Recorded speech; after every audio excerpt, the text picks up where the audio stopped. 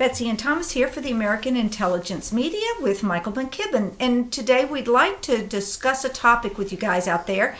And please feel free to leave your suggestions in the comment box below. But we want to talk about total transparency. It's becoming obvious in our world that the only people that don't know what's going on are average, everyday Americans. It seems like at every attempt that we try to get information from our government, we're thwarted. And we have presented so many audios and articles to show you that really the swamp does everything it can to keep us from knowing what's going on in our country. In fact, it's so bad, you have a Secretary of State rigging her, you know what she did in her bathroom with a server and letting everybody in to see our state secrets. So we're thinking that maybe as we move into this new age of America, which I can't wait for, Thomas, it's going to be such a renaissance, that we need to move into an age of total transparency. What a great topic to talk to Michael McKibben about, who's done a lot of work at Leader Technologies and Americans for Innovations about all the backdoors that exist in the software and the programs that are, that we customarily use that really provide no protection, no privacy. So why don't we just open it all up, Michael? Well, it is opened up right now. The only thing is that the backdoor key is controlled by the NSA, so therefore only those that have access to that group within the NSA and the deep state have access to all the information. So the bottom line is, the reason I think that these people want to maintain those backdoor keys, the official reason is for our safety, for our security, and for our privacy. They want to protect that for us. That's the official word. In private, what they're really saying is, how can we make money from the citizenry if we give them this information? So therefore, we're going to create all these state secret reasons not to give it to them so that they will maintain a monopoly forever on our information. But, we looked at the Plum books and couldn't figure them out. And you were able to show us and the world that this document was booby-trapped by, it would have to be the people at Senior Executive Service who were deliberately hiding information that should be available to Americans, but booby-trapping it in digital ways. And then also I look at Congress that still refuses to tell us who they paid off for the sexual harassment for all these congressmen. I'm a taxpayer. I paid for that. I want to know these things. Right. Well, in any system you create, you've got to create a set of assumptions by which you create that system. And just like this group of people have created this very elaborate and convoluted mechanism for keeping information to themselves and out of the hands of the American public, the republic system needs to be created. It doesn't appear that it ever existed outside of theory and I would say propaganda that made us in the general public think that we had a transparent system when we actually don't, which if you think about it, is quite a trick. And what we've seen is that trick has been created almost exclusively by attorneys in their ilk. So and since the Constitution is a legal document, in one sense, it makes sense that it was a bunch of attorneys. But by the same token, we the people cannot allow a single profession to run us, to run our government, and to administrate our power. We've got to we don't take it back. We create it. It's this second revolution you're talking about. We actually do what we never did in the first revolution. Yeah, like we follow the Constitution. Right. And and get the attorneys out of Washington. Right. What do you say?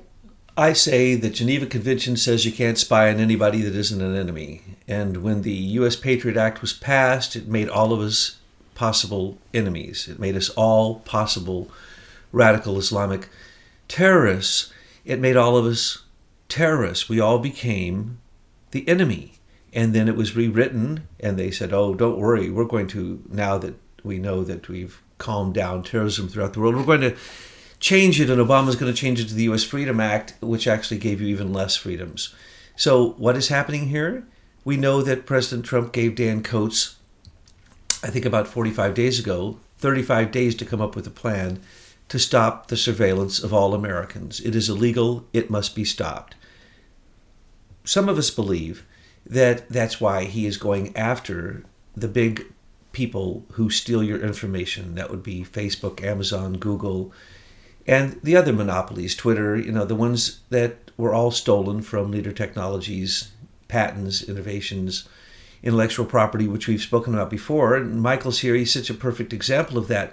He would have made sure that there was no surveillance of anybody in those systems.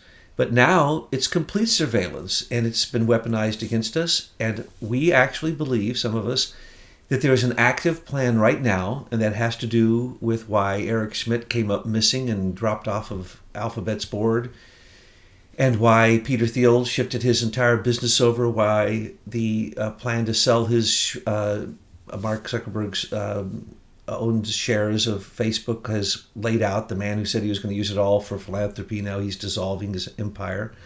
Why? It's probably going down because I don't know that you can change those systems. We need new systems to replace them. And those are monopolies supported by our government and intelligence agencies. Let me just say, having been in one of them, we were told point blank that what we were doing was illegal because it was against the Geneva Convention for us to spy on Russia and other countries we weren't at war with. Cold War notwithstanding. So what are we really doing with intelligence? Lying and cheating. So I was just asked by Michael, who do I think the NSA is, good or bad?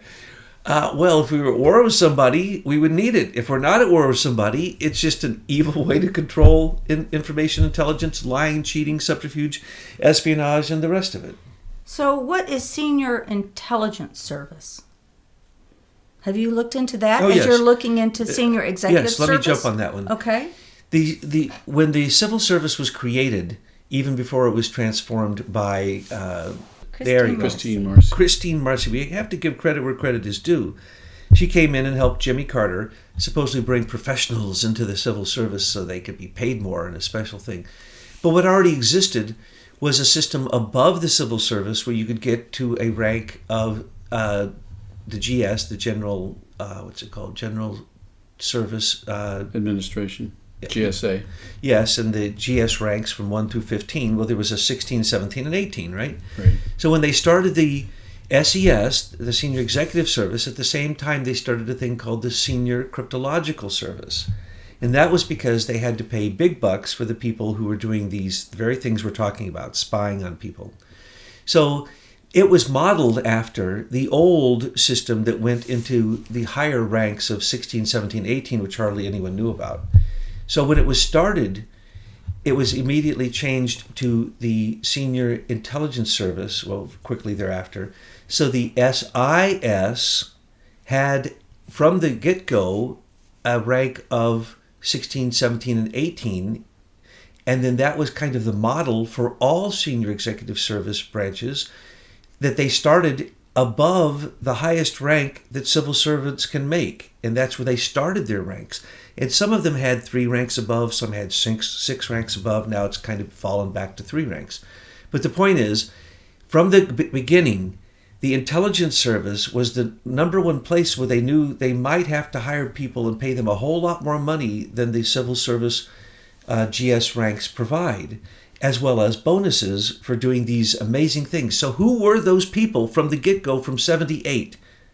Those would have been the people planning to steal patents of what they saw was the coming biggest industry in human history, which was the cyber world, virtual, and what you have done, Michael, which is making the social networking scalable.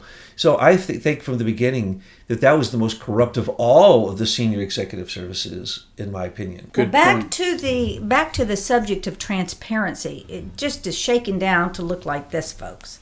They can spy on us.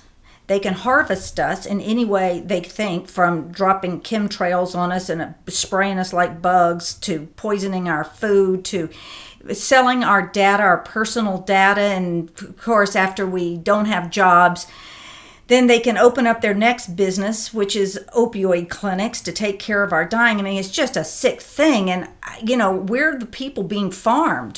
That's who we are with these elite global rulers. And so we're the ones that are the victims here. But in the meantime, they operate in darkness and in shadows, and they keep us from knowing what we're paying for. But then again, you look, it's so convoluted, we're being farmed. And so you've got senior executive service and all of their various forms, and you mentioned the senior intelligence service. I can't imagine that they're doing good. What, you have an intelligence officer, and then sitting next to them is one of these SIS people overlooking and thwarting and obstructing the work of good intelligence officers? Well, let me give you a parallel example that I have personal experience with in the work I used to do in the Christian world in the Soviet Union.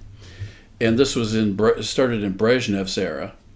Whenever you encountered any government official, and we did a lot, we encountered a lot of border officials and police officials, customs officials. Whenever your papers were looked at, there was always a second person looking over his or her shoulder. And that person was a member of the Communist Party who was watching the people who were doing the work.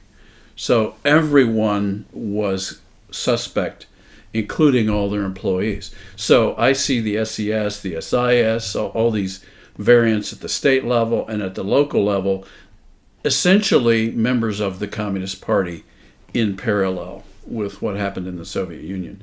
We have gotten to that point. So surely when all of those Chicago gang were sitting around with their favorite instructor, Mr. Saul Alinsky, they had all this planned out early on. They had to. There's no other way to maintain this level of control over this many people without having a whole lot of watchers who do no work. They stand there and watch the people who are doing work, which even gets worse when you look at the way they've outsourced to groups like Serco. So you've got watchers watching the bureaucrats who hire the subcontractors who do some work, maybe. That's the Office of Inspector General, SES.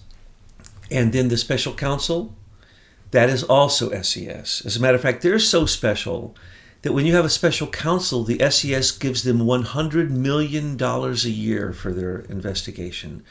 And the Office of Inspector General is the SS that comes behind that makes sure that all the SES members and all the elected people and all the appointed people all stay in line, because if they don't, there's an Inspector General in every single agency that is supposed to be going behind everyone, making sure no one does anything wrong.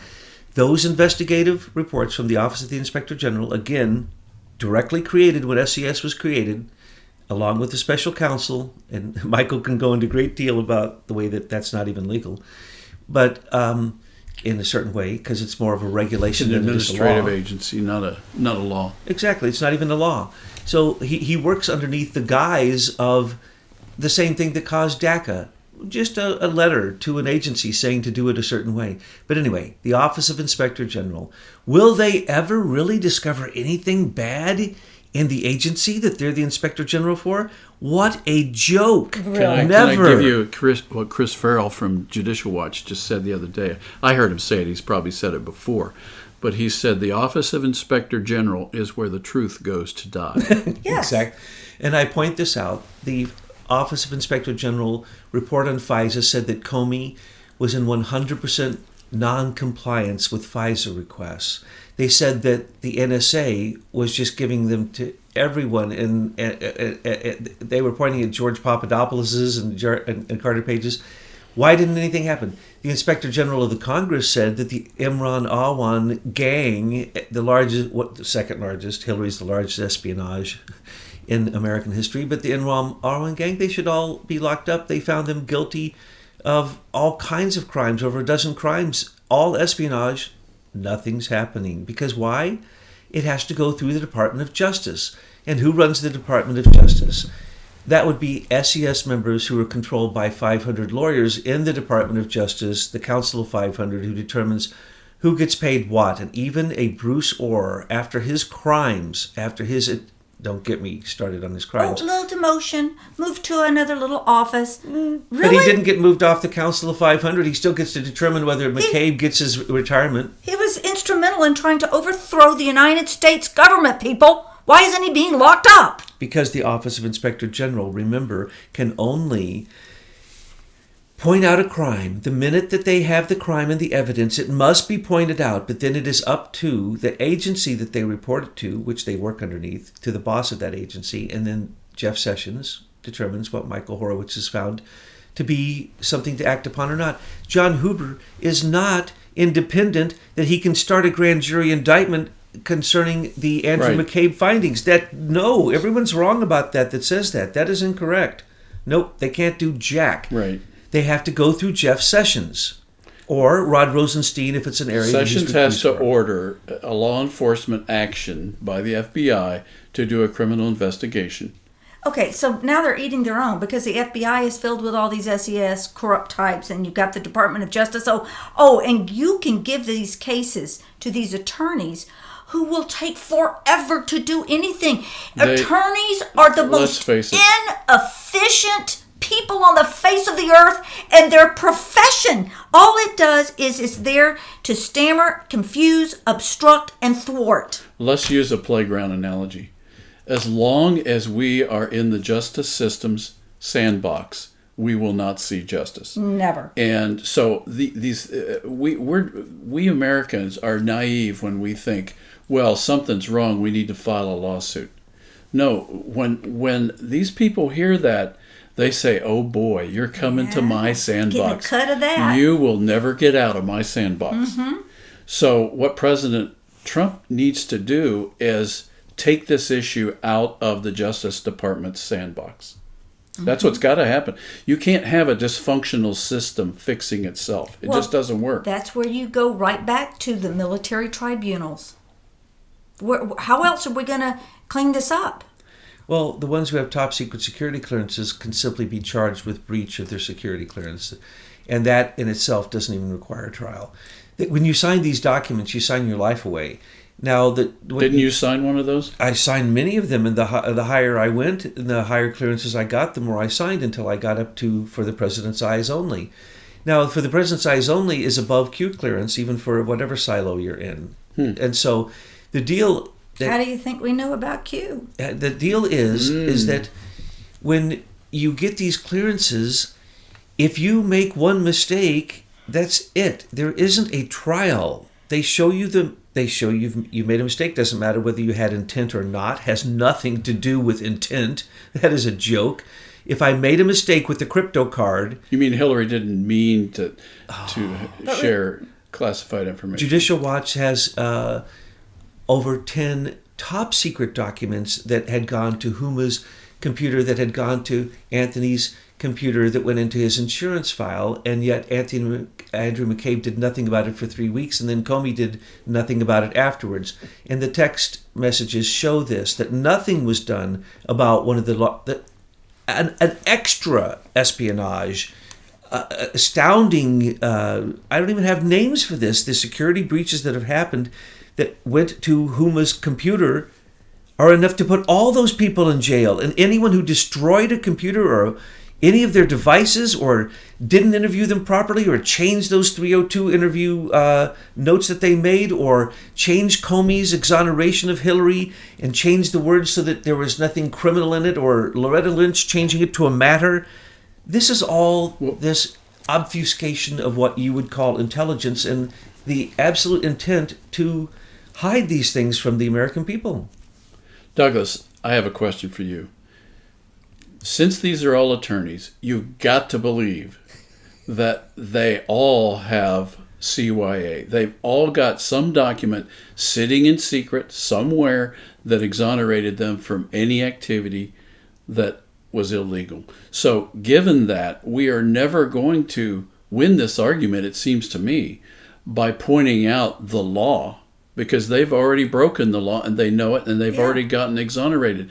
So it seems to me they're just waiting for the day they get to pull out their exoneration letter and then thumb their nose at the justice system. I am going to say the answer to that was given to me by Michael McKibben, who says there are laws that say that at the top you can do this, and at the bottom it says they can break the law. And you've read these to me over and over again, and I just scratch my head saying, at the bottom it says that everything above is abnegated? In 1996, the day that Congress passed the Economic Espionage Act and the Federal Trade Secrets Act on October 10th, precisely, 1996, another law was slipped in called the False Statements Accountability Act of 1996.